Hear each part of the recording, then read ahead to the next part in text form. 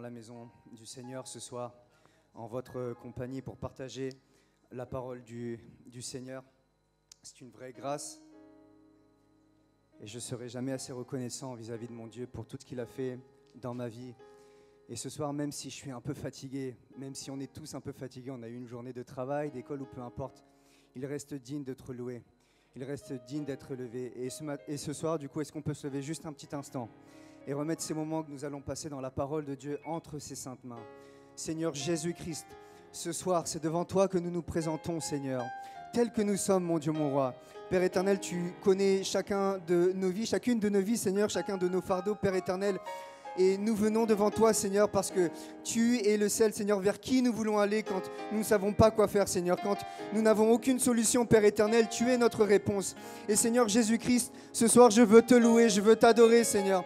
En dépit, Seigneur, de mes circonstances, de mes situations, Seigneur. Que j'aille bien ou que j'aille mal, Seigneur. Tu restes sur le trône, Seigneur. Tu restes toujours celui qui est digne d'être loué, d'être exalté, Seigneur. Merci, Seigneur, encore une fois, pour ta grâce, pour ton amour, mon Dieu. Parce que, Seigneur, ta présence, ce soir, est au milieu de ton peuple, Seigneur Jésus-Christ. Je prie, Seigneur, que tu puisses nous bénir à travers ta sainte parole, que tu sois celui qui intervienne dans nos vies, que tu puisses parler, Seigneur, à chacune de nos vies, Seigneur, à chacune de nos situations, Seigneur. Puisses-tu bénir encore une fois ta parole et que tu sois glorifié en toutes choses, Père éternel. Est-ce qu'on peut acclamer le nom du Seigneur Jésus-Christ tous ensemble? Amen. Amen. Merci, Seigneur Jésus-Christ. Et alors que vous êtes debout et que vous prenez vos Bibles, on va continuer ensemble du coup l'étude que l'on fait sur l'épître première épître de Pierre.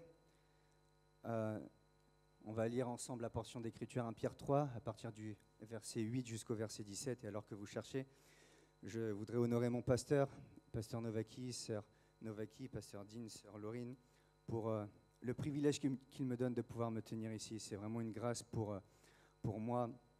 Et je remercie vraiment le Seigneur pour l'autorité qu'ils sont dans ma vie. Merci Seigneur parce qu'il les a placés dans ma vie. Merci Seigneur parce que j'ai pu grandir sous leur ministère et que j'ai pu apprendre, être enseigné. Et c'est vraiment une grâce et j'espère que nous tous, Église, nous sommes reconnaissants pour l'homme de Dieu dans notre vie. Amen. On est également, et je suis très reconnaissant pour toute l'équipe ministérielle qui est ici et ceux qui ne sont pas là. Que le Seigneur vous bénisse. Vous êtes vraiment des piliers, des exemples pour moi dans ma vie. Et vous, Église, merci parce que je peux grandir dans la foi avec vous. Et c'est merveilleux de pouvoir grandir tous ensemble dans la foi. La vie chrétienne n'est pas faite pour être vécue seule. Et je suis content de faire ce chemin avec vous. Donc que le Seigneur vous bénisse. Et on va lire ensemble, du coup, dans 1 Pierre, chapitre 3, et à partir du verset 8. La parole de Dieu nous dit ceci.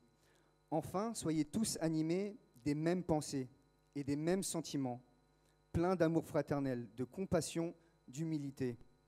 Ne rendez point mal pour mal ou injure pour injure. Bénissez au contraire, car c'est à cela que vous avez été appelés, afin d'hériter la bénédiction.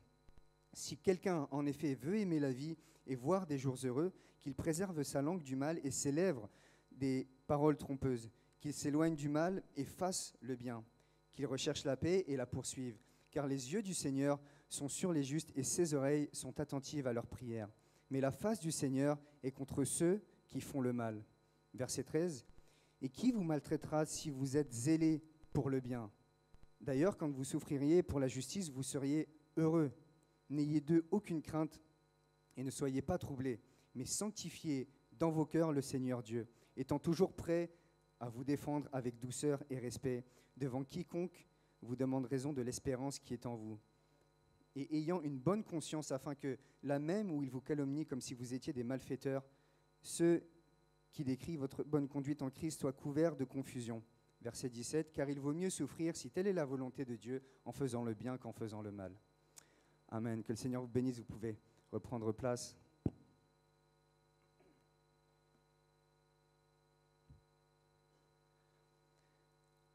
Amen.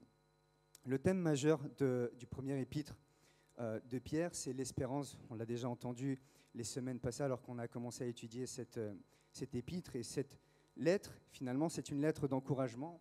Et à tous les chrétiens, l'apôtre Pierre dit ceci, il dit « Soyez pleins d'espérance soyez pleins d'espérance. Et il écrit cette lettre à des juifs, à des chrétiens juifs qui se trouvent en Asie mineure, qui vivent des situations qui sont compliquées, des situations de persécution. Et le thème de la souffrance, on le retrouve tout au long de cet épître. On connaît l'apôtre Paul pour être un apôtre de la foi, Jean pour être l'apôtre de l'amour, et Pierre, il est souvent reconnu pour être l'apôtre de l'espérance, celui qui va parler de l'espoir que nous avons en Dieu, en Christ. Et Pierre écrit cette lettre afin de préparer les chrétiens à la fournaise de la persécution. Il va les rassurer, il va dire « Attendez-vous au meilleur ». En particulier dans cette portion d'écriture, attendez-vous au meilleur. C'est du coup le thème de la pensée ce soir. Il va commencer par donner quelques recommandations. Et la première des recommandations qu'il va donner au verset 8, « Enfin, soyez tous animés des mêmes pensées et des mêmes sentiments, pleins d'amour fraternel, de compassion, d'humilité. » La première grande recommandation que l'apôtre Pierre va donner, c'est de cultiver l'amour chrétien. Cultiver l'amour chrétien. Et c'est un thème qui revient tout le temps. C'est finalement, quand on lit la Bible, s'il y a un mot qui ressort, c'est bien l'amour. C'est l'amour de Dieu. L'évangile, c'est ça, c'est un message d'amour. L'amour que Dieu nous a manifesté à chacun d'entre nous sur la croix du Calvaire. Il nous a sauvés par son amour pour l'humanité. C'est ce que nous dit la parole de Dieu. Et c'est un thème qui est central et un thème que l'on aime enseigner. On entend souvent parler de ça. Et d'ailleurs, même l'année dernière, on a enseigné les jeunes sur ce qu'est l'amour de Dieu. Et l'apôtre Pierre décide d'encourager les chrétiens juifs à cultiver cet amour chrétien. En étudiant un petit peu et en étudiant aussi les chrétiens à qui il écrit cette lettre, j'étais au début un peu surpris que l'apôtre Pierre, dans cette portion d'écriture, commence par parler d'amour. C'est vrai, on est en train de parler à des chrétiens qui sont persécutés, qui ont peur pour leur vie, des chrétiens qui sont battus à cause de leur foi. Et alors qu'on peut penser que l'apôtre Pierre, moi si je reçois une lettre, si je suis persécuté, que je reçois une lettre de la part de l'apôtre Pierre qui me dit oui, sois rempli d'amour. Oui, d'accord, mais sinon qu'est-ce que tu peux me dire d'autre en fait?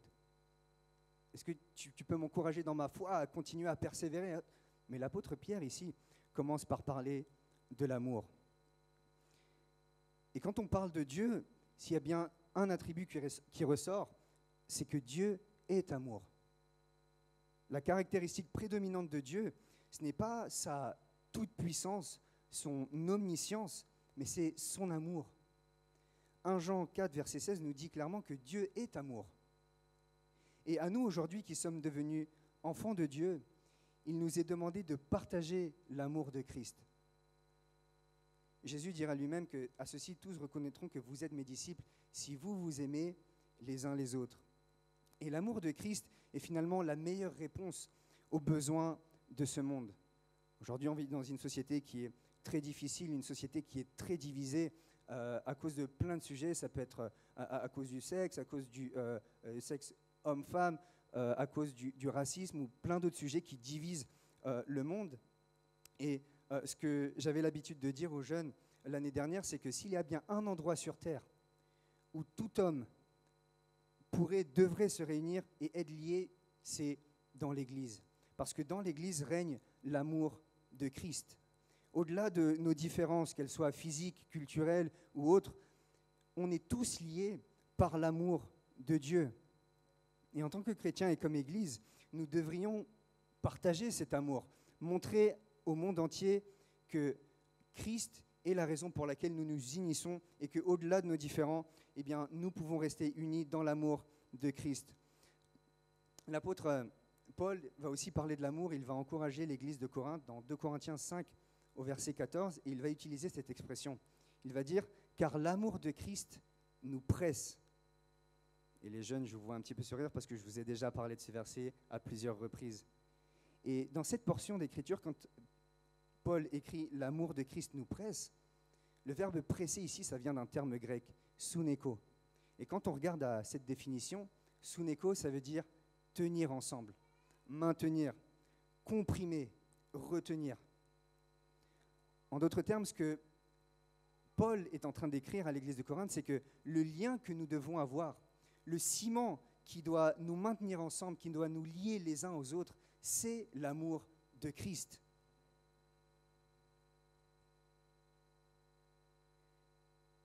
Et Pierre, pour revenir sur la portion d'écriture qu'on est en train de lire et d'étudier, Pierre dit que cet amour que nous devrions avoir les uns envers les autres, finalement, doit être mis en évidence par une unité de pensée.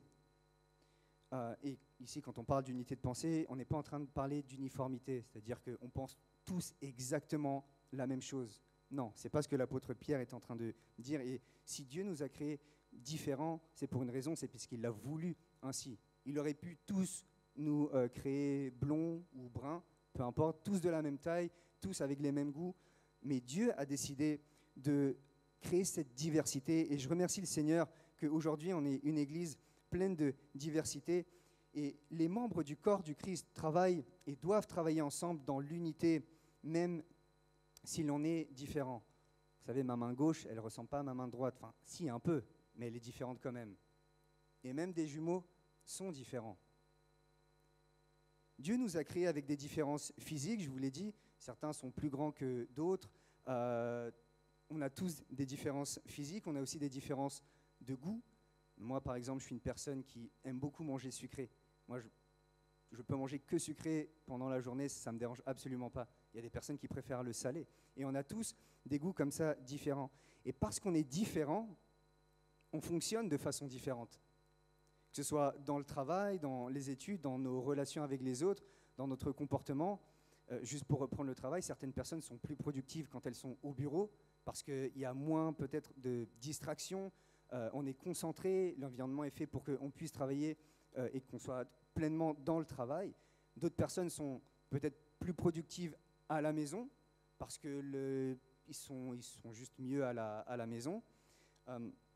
Donc tout dépend, on est tous différents. On est différents, comme je disais, dans notre relation avec les autres, dans notre comportement. Certains sont plus extravertis que d'autres personnes, d'autres sont plus introvertis, plus timides peut-être. Et dans notre façon de travailler, dans notre façon de fonctionner, nos méthodes sont différentes. Mais quelle que soit la méthode, que l'on soit d'accord ou pas avec ces méthodes-là, n'oublions pas que dans l'Église, et là je parle dans l'Église, nous devons faire confiance à Dieu et être unis dans le même but, dans la même pensée. Notre but, à nous, et ici à Melun en particulier, c'est d'honorer Christ. C'est de gagner les âmes perdues. On travaille à ça, on prie pour ça. Et c'est de faire avancer le royaume de Dieu. Le verset 8, quand on regarde la traduction du Semeur, la traduction écrit le verset 8 de cette façon. « Enfin, visez tous le même but.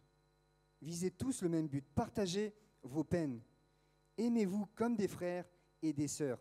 Soyez bons, soyez humbles. » Nous devons, Église, demeurer dans l'unité.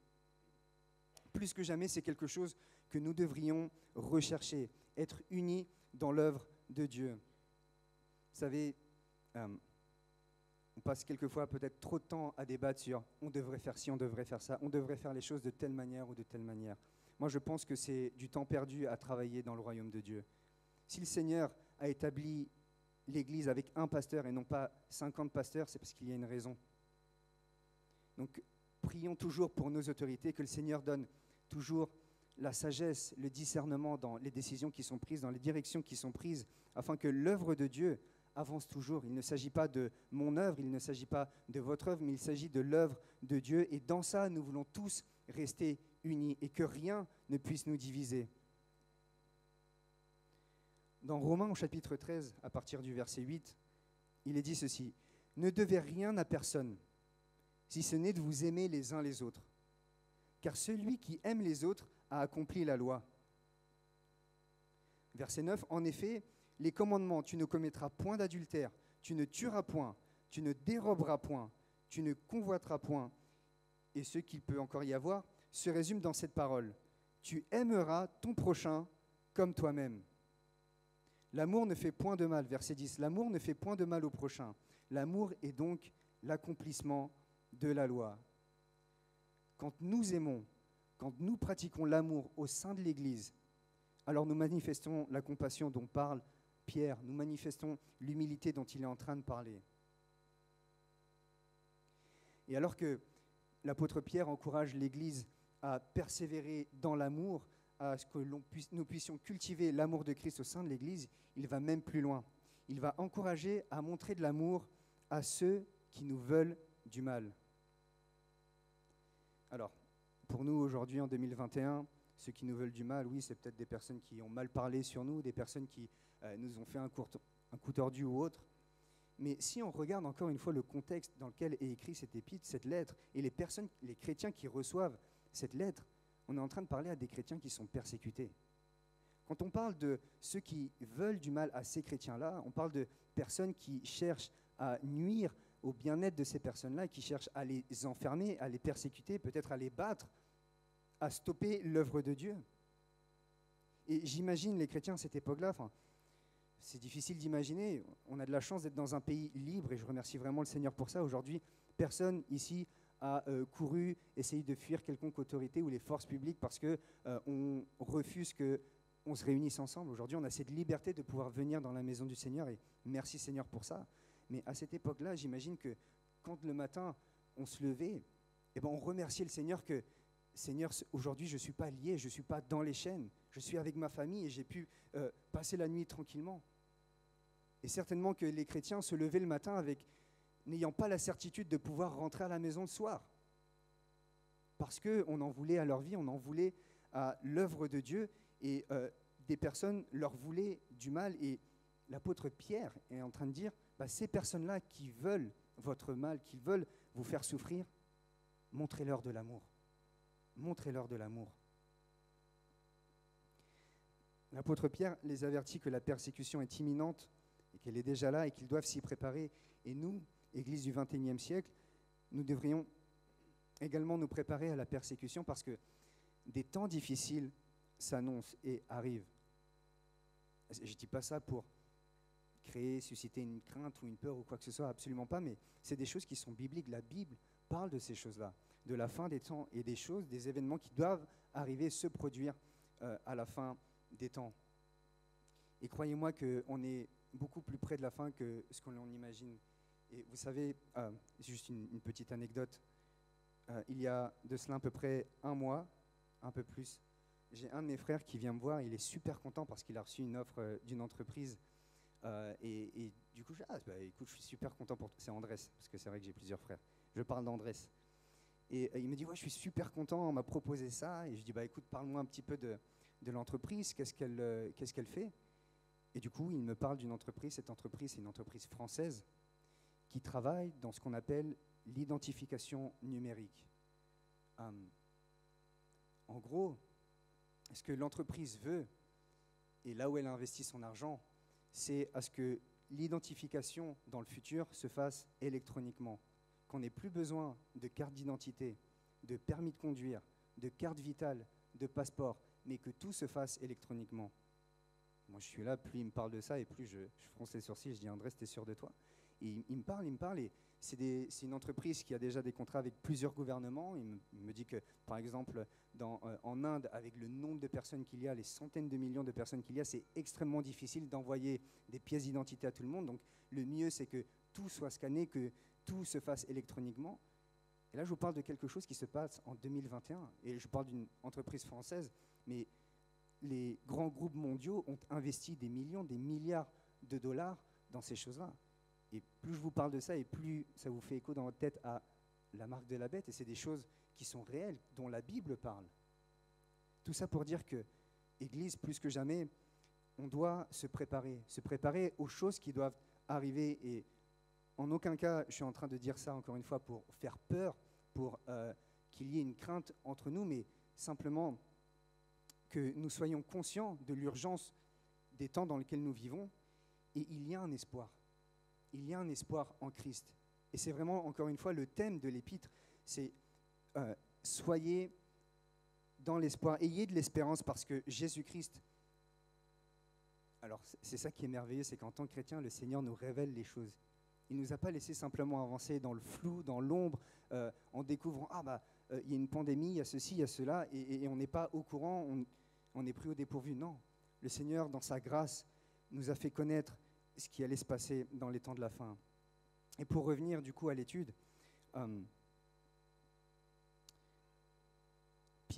l'apôtre Pierre nous encourage à pas simplement, aimer le peuple de Dieu, mais il nous encourage aussi à aimer nos ennemis. Et comme chrétiens, nous avons le choix entre 3 manières d'agir. La première, c'est de rendre le mal pour le bien. Et en fait, c'est la manière satanique de faire les choses. Une personne qui nous fait du bien et en retour, on rend le mal. La deuxième façon de procéder, ce serait de rendre le bien pour le bien et le mal pour le mal. Et c'est la manière humaine de faire les choses. C'est simple de rendre le bien pour le bien, et quand quelqu'un nous blesse, quand quelqu'un nous a fait du mal, eh bien on veut se venger, on a ce réflexe de vouloir faire du mal derrière. Ça, c'est la manière humaine de faire les choses. Mais l'apôtre Pierre nous encourage à faire le bien pour le mal. Et ça, c'est la manière divine de faire les choses. Et ça fait écho à ce que Jésus-Christ enseigne dans Matthieu au chapitre 5 et au verset 44. Il dit « Mais moi, je vous dis, aimez vos ennemis, bénissez ceux qui vous maudissent, faites du bien à ceux qui vous haïssent, et priez pour ceux qui vous maltraitent et qui vous persécutent. » Et Jésus est l'exemple parfait de cette façon d'agir. Et nous, en tant qu'enfants de Dieu, nous ne devons pas, et la Bible nous encourage de ne pas rendre œil pour œil, dent pour dent, mais bien de rendre le bien pour le mal. Et cette exhortation, j'imagine qu'elle est particulière pour Pierre, alors qu'il écrit cette lettre-là, parce que s'il y a bien une personne qui a rendu le mal pour le mal, c'est Pierre.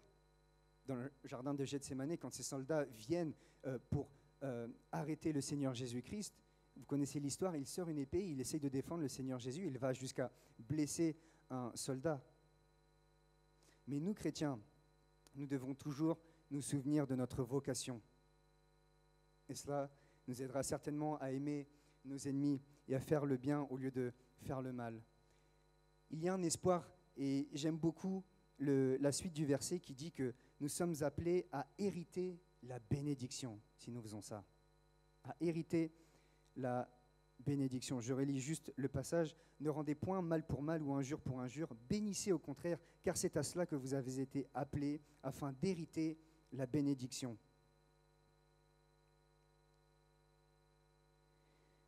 Les persécutions que nous subissons aujourd'hui sur terre ne font qu'ajouter à l'héritage de gloire qui nous attend un jour au ciel.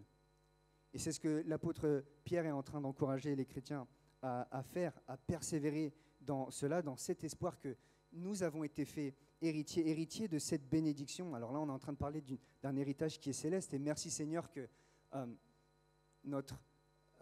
notre espoir va au-delà de cette vie, va au-delà de cette terre. Il faut que l'on soit conscient de ça. L'année dernière aussi, on a fait des études sur la vie après la mort avec les jeunes, et c'était important de voir et de remarquer comment on appuyait sur le fait qu'il y a quelque chose qui se passe après, et que notre espoir ne doit pas être sur les choses périssables de cette terre, mais sur ce qui arrive après. Et je remercie le Seigneur d'avoir cet espoir, parce que pas tout le monde est conscient de ça, malheureusement. Pour beaucoup de personnes, la vie, elle s'arrête ici. On meurt et puis basta, ça s'arrête. Mais nous avons cette espérance.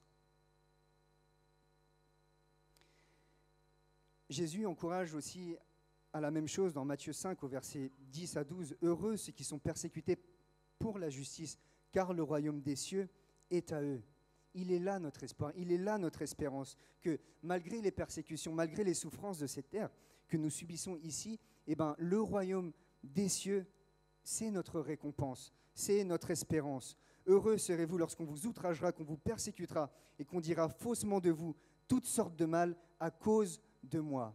Réjouissez-vous et soyez dans l'allégresse. Réjouissez-vous et soyez dans l'allégresse, Église de Melun, parce que votre récompense sera grande dans les cieux. Car c'est ainsi qu'on a persécuté les prophètes qui ont été avant vous. Il est là notre sujet de joie. Il est là notre espoir. Se réjouir et être dans l'allégresse parce que notre récompense sera grande dans les cieux. Nous avons un héritage céleste et merci Seigneur pour cela. Et au-delà de cet héritage céleste, le Seigneur nous donne aussi une bénédiction aujourd'hui, une bénédiction sur cette terre. La Bible nous dit que si nous traitons nos ennemis avec amour et avec miséricorde, en partageant cette bénédiction avec eux, nous allons nous aussi recevoir une bénédiction. Et quand on lit le livre d'Actes des Apôtres et l'histoire de l'Église et ce qui se passe, on se rend compte que la persécution peut être une période d'enrichissement spirituel pour le chrétien et pour l'Église. C'est dans la persécution que l'Église a grandi, qu'elle a multiplié, qu'on a vu des centaines de personnes recevoir le Saint-Esprit, qu'on a vu des églises se faire partout dans cette région du monde, jusqu'en Asie et même en Europe. Et alors, j'aimerais tellement vous dire que Dieu va retirer toutes nos persécutions, que Dieu est capable de le faire. Je ne dis pas qu'il n'est pas capable de le faire, mais je ne veux pas vous mentir en vous disant que ces persécutions, on n'en aura plus, que le Seigneur va retirer tous les obstacles de votre vie, qu'il va retirer toutes les épreuves de vos vies.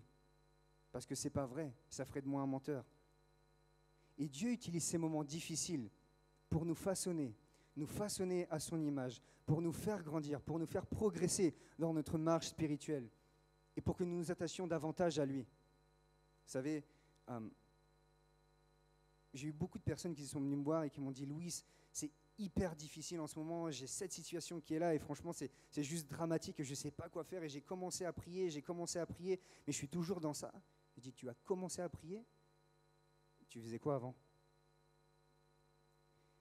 Si le Seigneur doit mettre une situation difficile dans nos vies pour que nous commencions à prier, eh bien que la situation vienne. Alors moi, je vais prier en tout temps, je m'efforce de le faire, parce que c'est difficile, mais ce que je veux dire, c'est que Dieu utilise ces moments pour que nous puissions grandir en lui. Dieu ne se réjouit pas de voir son peuple souffrir, il ne fait pas ça parce qu'il veut vous voir souffrir, il veut me voir souffrir, mais il veut nous voir grandir en lui. Et les bruits d'une persécution imminente ne devraient pas pousser le chrétien à désespérer de la vie. Mais des jours malheureux, des jours qui semblent être malheureux aux yeux du monde, peuvent être pour le chrétien des jours heureux s'il observe certaines conditions. Au verset 10, « Si quelqu'un en effet veut aimer la vie et voir des jours heureux, qu'il préserve sa langue du mal et ses lèvres des paroles trompeuses, qu'il s'éloigne du mal et fasse le bien, qu'il recherche la paix et la poursuive. Car les yeux du Seigneur sont sur les justes et ses oreilles sont attentives à leurs prières, mais la face du Seigneur est contre ceux qui font le mal. » Alors, Pierre ici ne pousse pas les lecteurs et ses lecteurs à se livrer à une gymnastique psychologique irréaliste qui refuserait de faire face à la réalité, absolument pas. Mais il encourage encore une fois les chrétiens. Et dans ce début de verset, si quelqu'un veut aimer la vie, ce qui moi m'a surpris tout de suite, c'est que finalement c'est une volonté d'aimer la vie. On peut choisir d'aimer la vie, on peut choisir de ne pas aimer la vie, décider délibérément d'aimer la vie. C'est une attitude de foi finalement qui voit le meilleur dans chaque situation à l'opposé d'une attitude pessimiste. Et dans Ecclésiaste au chapitre 2, verset 17, le verset commence par « J'ai donc haï la vie ». Parce que finalement c'est un choix, c'est votre choix d'aimer ou d'haïr cette vie. Et nous pouvons soit décider de supporter la vie, de subir la vie, de la considérer comme un fardeau, ou alors se réjouir de la vie que le Seigneur nous donne parce que nous savons que Dieu est au contrôle de toutes choses. Et Pierre ici suggère que nous devons aimer la vie, avoir une approche de foi, de tirer le meilleur parti de chaque situation. Et il continue en disant que nous devons apprendre à contrôler notre langue.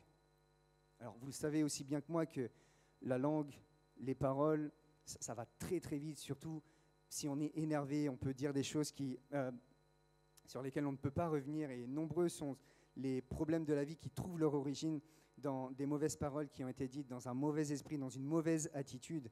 Et c'est pour ça que chaque chrétien devrait se souvenir de ce chapitre, Jacques, chapitre 3, où on parle du contrôle de sa langue. Si la Bible, si le Seigneur prend le temps d'écrire tout un chapitre sur ça, c'est qu'il y a bien une raison, c'est que c'est difficile. Et d'ailleurs, le roi David lui-même, à son époque, avait compris cela. Dans Psaume 141, verset 3, il va écrire « Éternel, mets une garde à ma bouche, veille sur la porte de mes lèvres. » Pierre aussi connaissait bien les tristes conséquences de paroles hâtives. Et dans la vie d'un chrétien, il n'y a pas de place pour le mensonge ou ce genre de choses, des paroles qui sont hâtives, qui sont dites dans la colère. Mais soyons sages dans tout ce que nous faisons et demandons au Seigneur de nous aider à contrôler notre langue. Pierre, par la suite, nous encourage à faire le bien et à haïr le mal. Il nous dit ensuite de rechercher et de poursuivre la paix. Et ça fait écho encore une fois à ce que le Seigneur Jésus enseigne dans Matthieu chapitre 5, verset 9. « Heureux ceux qui procurent la paix, car ils seront appelés fils de Dieu. » Si nous cherchons les difficultés et les problèmes, on les trouve. Eh bien, si nous recherchons la paix de la même façon, on trouve la paix. Et la parole de Dieu nous encourage à rechercher la paix. Mais la paix, la base de la paix doit être toujours la justice. Il y a un verset, c'est Romains 12, verset 18, je ne sais pas si je te l'ai donné, qui dit « S'il est possible, autant que cela dépende de vous, soyez en paix avec tous les hommes. » S'il est possible. Parce que des fois, c'est vrai que ce n'est pas évident. Pas qu'on ne veuille pas être en paix avec les autres, mais c'est juste qu'en face, c'est absolument pas réceptif. Mais ce que la parole de Dieu nous encourage à ne pas être, c'est justement la racine des problèmes, mais de chercher la paix avec tout le monde. Mais comment chercher la paix avec notre persécuteur? Encore une fois, on écrit à des chrétiens qui sont persécutés, des chrétiens qui ne savent pas si le soir même ils seront à la maison. Un chrétien persécuté dira peut-être « on cherche la paix, nous cherchons la paix, mais eux cherchent la guerre ». Pierre nous donne l'assurance que les yeux de l'Éternel, les yeux de Dieu sont sur son peuple et ses oreilles sont attentives à leurs prières. Et quelle merveilleuse espérance de savoir que les yeux de notre Dieu sont sur nous. Quand nous prions, et tout à l'heure on a passé un moment dans la prière, quand nous avons prié, les oreilles du Seigneur ont été attentives à nos prières. Quelle grâce de savoir que nous avons un Dieu qui est vivant et un Dieu qui aime son peuple et qui veut le meilleur pour son peuple. Dans ce passage, Pierre ici est en train de citer Psaume 34 à partir du verset 13 au verset 15. Et je ne vais pas avoir le temps de lire tout le chapitre, mais le roi David, quand il écrit Psaume chapitre 34, il décrit ce que Dieu veut dire par jour heureux. Il ne s'agit pas nécessairement d'un jour sans problème. Ce n'est pas ce qu'il dit. Le psalmiste mentionne d'ailleurs au verset 5 des frayeurs. À 2 reprises, il va mentionner des détresses au verset 7 et au verset 18. Au verset 20, il va parler de malheur. Il va même parler de cœur brisé au chapitre 34.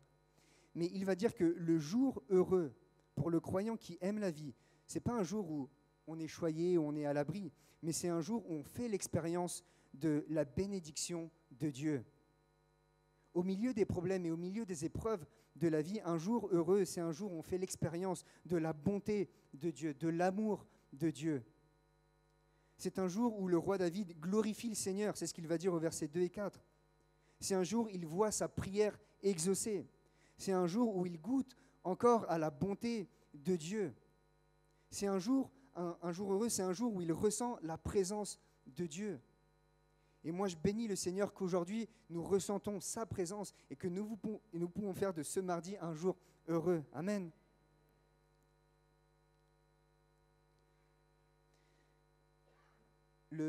La portion d'Écriture continue avec le verset 13. « Et qui vous maltraitera si vous êtes zélés pour le bien? D'ailleurs, quand vous souffririez pour la justice, vous seriez heureux. N'ayez d'eux aucune crainte et ne soyez pas troublés. Mais sanctifiez dans vos cœurs Christ le Seigneur, étant toujours prêt à vous défendre avec douceur et respect devant quiconque vous demande raison de l'espérance qui est en vous. » Devant quiconque vous demande raison de l'espérance qui est en vous. Parce qu'en tant que chrétien, l'espoir que nous avons, il se voit. Un chrétien qui passe par une situation qui est compliquée, qui est difficile et qui le partage avec, je ne sais pas, un ami, un voisin, un collègue. Je ne sais pas si on vous a déjà fait cette remarque, mais pourquoi tu souris encore? Pourquoi tu es encore heureux? Pourquoi tu ne morfonds pas? Pourquoi je ne ressens pas la tristesse en toi? Pourtant, tu m'as dit il y a quelques minutes, il y a quelques instants que ça n'allait pas bien, il y avait telle et telle situation. Parce que le monde voit et l'espoir qui est manifesté en nous. On voit l'espoir que le Seigneur met en chacun d'entre nous. Et dans ces versets, dans ces 2 versets que je viens de lire, dans ces 3 versets, excusez-moi, que je viens de lire, il y a un grand principe spirituel selon lequel la crainte du Seigneur permet de vaincre toutes les autres craintes. Ici, quand Pierre écrit les versets 14 et 15, il fait référence à Ésaïe chapitre 8. Et dans ce contexte-là, on a en fait le roi Akaz, le roi de Juda. Je vous fais un rapide résumé. Le roi Akaz, roi de Juda, qui fait face à une crise qui est provoquée par l'invasion de l'armée assyrienne. Et cette invasion est là, et les rois d'Israël et de Syrie vont voir le roi Akaz et lui proposent de faire une alliance avec lui. Mais Akaz va refuser, le roi Akaz va refuser cette alliance. Et donc, après ce refus, Israël et la Syrie menacent d'envahir Juda. Et donc, dans le secret, Akaz va décider d'aller voir l'envahisseur, d'aller voir l'armée assyrienne pour traiter alliance avec cette armée-là. Le prophète Ésaïe vient le voir et le met en garde contre l'alliance qu'il vient de faire avec des impies et va lui conseiller vivement de se confier à Dieu pour avoir la délivrance de son peuple. Et il écrit dans Ésaïe 8, verset 13, « C'est l'Éternel des armées que vous devez sanctifier. C'est lui que vous devez craindre.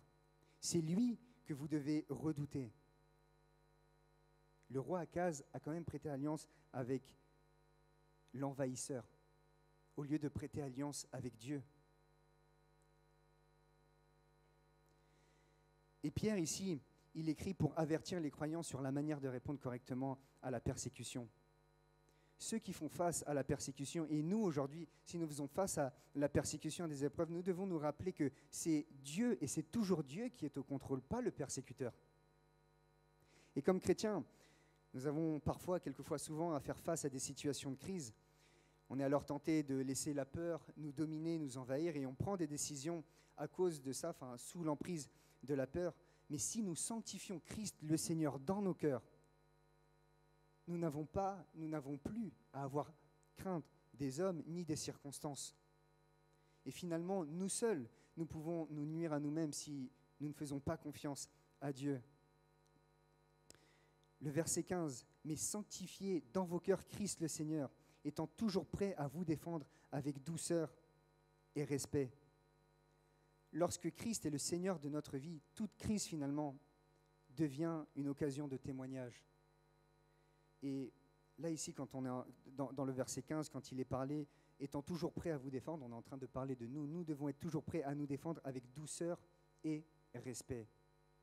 Parce que quand le monde et quand les gens autour de nous voient l'espoir que nous avons en Christ, voient le comportement qui est différent des autres en nous, quand ils voient l'amour de Christ manifesté en nous, bien souvent on nous pose des questions. Beaucoup ici, vous avez déjà expérimenté cela. À qui on n'a pas déjà posé la question, mais t'es chrétien, mais qu'est-ce que c'est être chrétien? Pourquoi tu es devenu chrétien? Qu'est-ce qui fait que tu es autant attaché à Dieu? Qu'est-ce qui fait que tu l'aimes tellement? Et beaucoup de personnes, et merci Seigneur, sont vraiment attachés et veulent vraiment savoir la raison pour laquelle on est devenu chrétien. Mais en même temps, on peut aussi faire face à des personnes qui vont chercher la petite bête, qui vont chercher la question, l'argument qui va nous faire tomber, la question à laquelle on ne pourra pas répondre. Et dans ces moments-là, l'apôtre Pierre nous dit que nous devons nous défendre avec douceur et respect. Parce que finalement, le but, ce n'est pas de sortir vainqueur d'un débat, mais le but, c'est gagner des âmes. Et c'est ce qu'on veut faire. Amen. Je vais avancer parce que le temps passe. Les deux derniers versets, 1 Pierre 3, versets 16 et 17, ayant une bonne conscience, afin que là même où ils vous calomnient comme si vous étiez des malfaiteurs, ceux qui décrient votre bonne conduite en Christ soient couverts de confusion.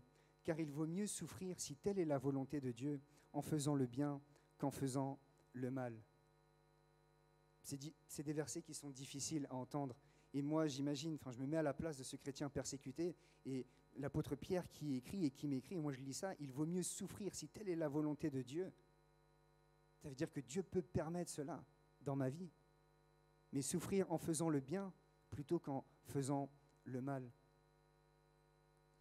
Et si c'est la raison pour laquelle, et si c'est plutôt à travers ces situations de souffrance, de persécution, que le Seigneur fait son œuvre dans ma vie, qu'il me fait grandir en lui, eh bien, l'apôtre Pierre nous dit, persévérez, ayez cet espoir que le Seigneur, s'il vous permet de passer par là, ce n'est pas parce qu'il veut votre mal, mais c'est parce qu'il y a un héritage pour vous et qu'il veut que vous sortiez grandis de cette situation.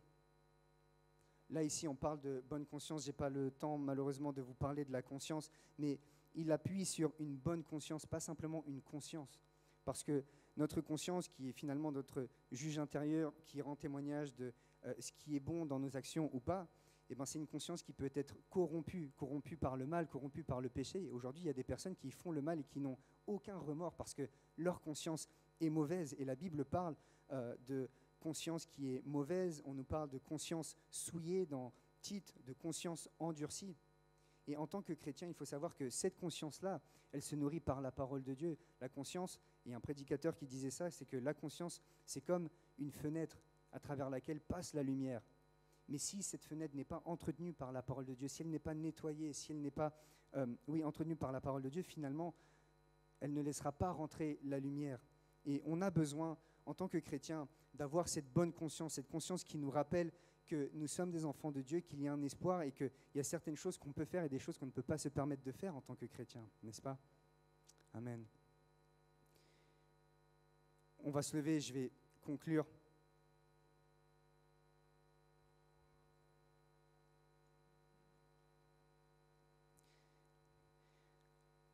Encore une fois, les destinataires de cette lettre étaient des personnes persécutées, des chrétiens qui étaient persécutés.